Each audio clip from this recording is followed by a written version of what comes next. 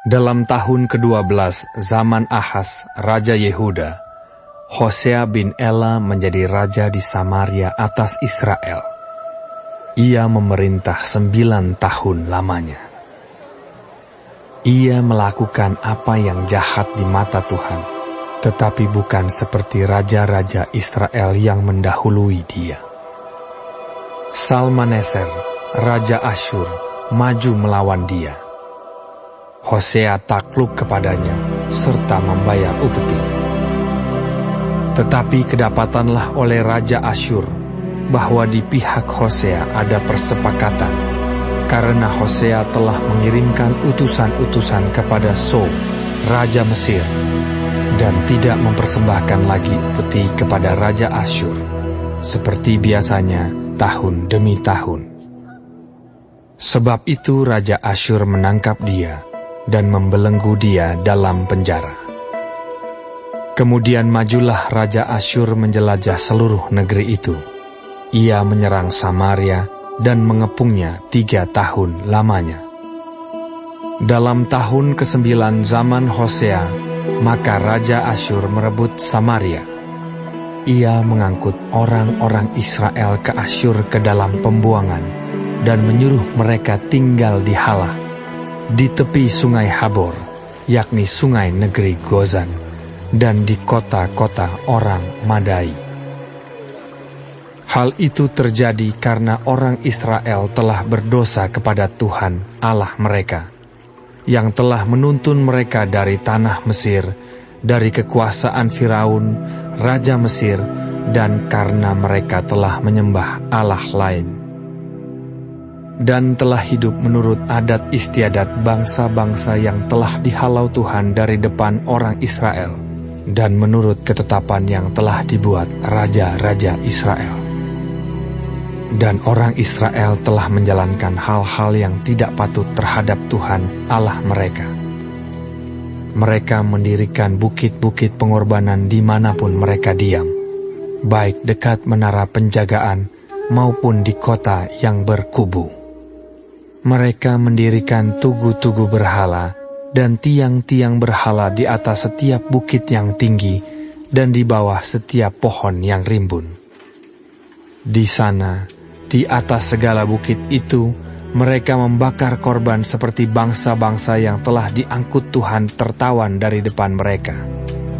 Mereka melakukan hal-hal yang jahat sehingga mereka menimbulkan sakit hati Tuhan. Mereka beribadah kepada berhala-berhala, walaupun Tuhan telah berfirman kepada mereka, "Janganlah kamu berbuat seperti itu." Tuhan telah memperingatkan kepada orang Israel dan kepada orang Yehuda dengan perantaraan semua nabi dan semua tukang tilik. Berbaliklah kamu daripada jalan-jalanmu yang jahat itu, dan tetaplah ikuti segala perintah dan ketetapanku, sesuai dengan segala undang-undang yang telah kuperintahkan kepada nenek moyangmu, dan yang telah kusampaikan kepada mereka dengan perantaraan hamba-hambaku, para nabi. Tetapi mereka tidak mau mendengarkan, melainkan mereka menegarkan tengkuknya seperti nenek moyangnya yang tidak percaya kepada Tuhan Allah mereka. Mereka menolak ketetapannya dan perjanjiannya yang telah diadakan dengan nenek moyang mereka, juga peraturan-peraturannya yang telah diperingatkannya kepada mereka. Mereka mengikuti dewa kesia-siaan, sehingga mereka mengikuti bangsa-bangsa yang di sekeliling mereka, walaupun Tuhan telah memerintahkan kepada mereka, "Janganlah berbuat seperti mereka itu." Mereka telah meninggalkan segala perintah Tuhan Allah mereka, dan telah membuat 2 anak lembu tuangan.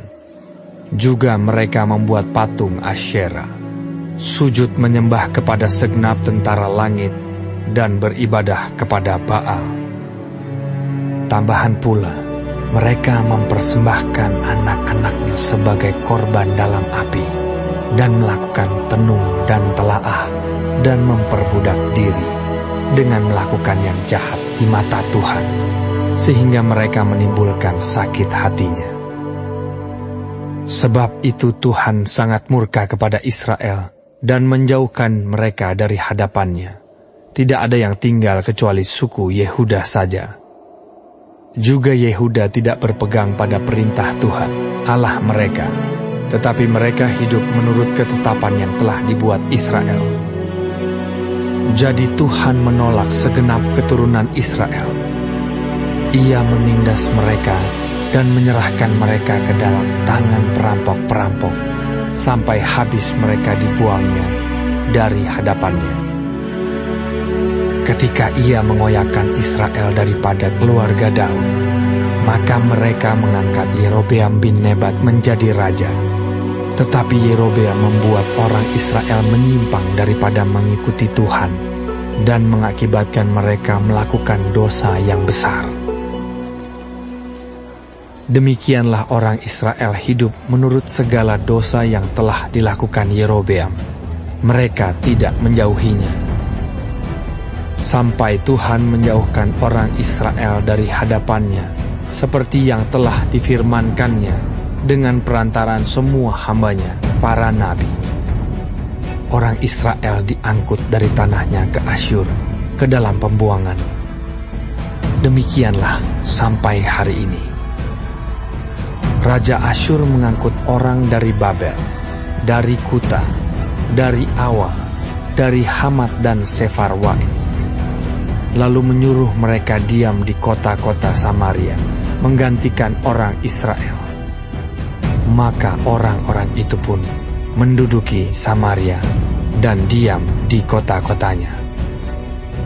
Pada mulanya waktu mereka diam di sana, tidaklah mereka takut kepada Tuhan. Sebab itu Tuhan melepaskan singa-singa ke antara mereka yang membunuh beberapa orang di antara mereka. Lalu berkatalah orang kepada Raja Asyur, "Bangsa-bangsa yang Tuanku angkut tertawan dan yang Tuanku suruh diam di kota-kota Samaria tidaklah mengenal hukum beribadah kepada Allah negeri itu. Sebab itu dilepaskannyalah singa-singa ke antara mereka yang sesungguhnya membunuh mereka, oleh karena mereka tidak mengenal hukum beribadah kepada Allah negeri itu." Lalu Raja Asyur memberi perintah, "Suruhlah pergi ke sana salah seorang imam yang telah kamu angkut dari sana ke dalam pembuangan. Biarlah ia pergi dan diam di sana dan mengajarkan kepada mereka hukum beribadah kepada Allah negeri itu." Salah seorang imam yang telah mereka angkut dari Samaria ke dalam pembuangan pergi dan diam di Betel. Ia mengajarkan kepada mereka bagaimana seharusnya berbakti kepada Tuhan. Tetapi setiap bangsa itu telah membuat Allahnya sendiri dan menempatkannya di kuil di atas bukit-bukit pengorbanan yang dibuat oleh orang-orang Samaria. Setiap bangsa bertindak demikian di kota-kota yang mereka diami. Orang-orang Babel membuat patung Sukot Benot, orang-orang Kuta membuat patung Nergal, orang-orang Hamat membuat patung Asima, dan orang-orang Awa membuat patung Nibas dan Tartak. Orang-orang Sefarwaim membakar anak-anak mereka sebagai korban bagi Adramelech dan Anamelech, para allah di Sefarwaim. Di samping itu mereka berbakti kepada Tuhan dan mengangkat dari kalangan mereka imam untuk bukit-bukit pengorbanan. Maka orang-orang inilah yang melakukan ibadah bagi mereka di kuil di atas bukit-bukit pengorbanan itu. Mereka berbakti kepada Tuhan, tetapi dalam pada itu mereka beribadah kepada Allah mereka sesuai dengan adat bangsa-bangsa yang dari antaranya mereka diangkut tertawan. Sampai hari ini mereka berbuat sesuai dengan adat yang dahulu. Mereka tidak berbakti kepada Tuhan dan tidak berbuat sesuai dengan ketetapan, hukum, undang-undang dan perintah yang diperintahkan Tuhan kepada anak-anak Yakub yang telah dinamainya Israel. Tuhan telah mengadakan perjanjian dengan mereka dan memberi perintah kepada mereka. Janganlah berbakti kepada Allah lain. Janganlah sujud menyembah kepadanya. Janganlah beribadah kepadanya. Dan janganlah mempersembahkan korban kepadanya. Tetapi Tuhan yang menuntun kamu dari tanah Mesir, dengan kekuatan yang besar dan dengan tangan yang teracung, kepadanyalah kamu harus berbakti. Kepadanyalah kamu harus sujud menyembah dan mempersembahkan korban.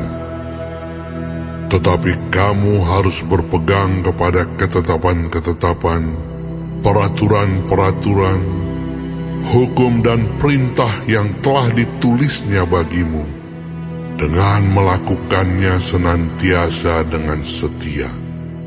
Dan janganlah kamu berbakti kepada allah-allah lain.